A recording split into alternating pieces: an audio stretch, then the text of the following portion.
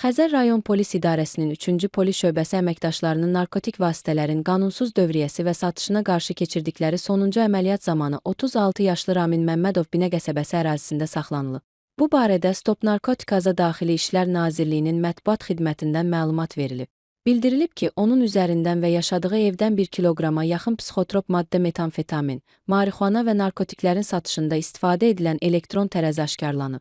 Ramin Məmmədov ifadəsində narkotik vasitələri həm şəxsi istifadə, həm də satış məqsədilə əldə etdiyini bildirib. Araşdırma aparılır.